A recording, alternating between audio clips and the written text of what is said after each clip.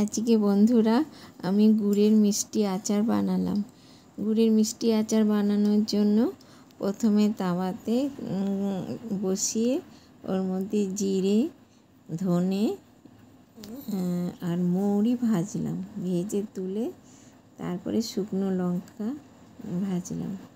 এই যে সবগুলো ভেজে একটা ডিশের মধ্যে রেখেছি।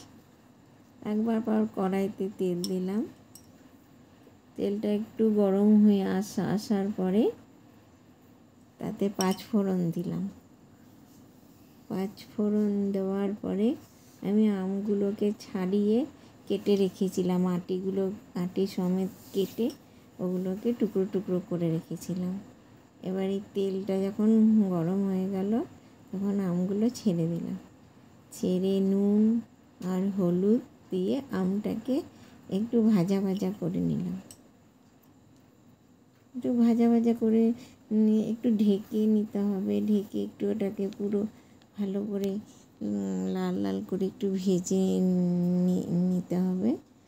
তারপরে গুড় এই যে চাপা দিলাম তাহলে একটু আমটা সেদ্ধ হবে। তারপরে আখের গুড় একটা পাত্রের মধ্যে রেডি করলাম। ওটা জল দিয়ে করে এবার এর মধ্যে আখের গুড়টাকে অ্যাড করব। শুধু আখের গুড় দিলে আবার মিষ্টিটা ঠিকমতো হয় না, ওই জন্য ওর মধ্যে একটু অল্প চিনিও দিতে হয়।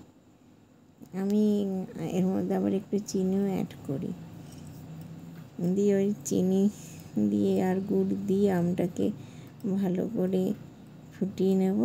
নিয়ে ভাজা মশলা যেগুলো আমি ভেজে রেখেছিলাম সেইগুলো মিক্সিতে গুঁড়ো করে নিয়েছিলাম। গুঁড়ো করে এটা এবার এর মধ্যে দিয়ে দিলাম ভাজা মশলাটা। এবার আমার রেডি হয়ে গেল গুড়ের মিষ্টি আচার। বন্ধু, তোমাদের যদি ভালো লাগে তাহলে লাইক, কমেন্ট আর শেয়ার করো। টাটা।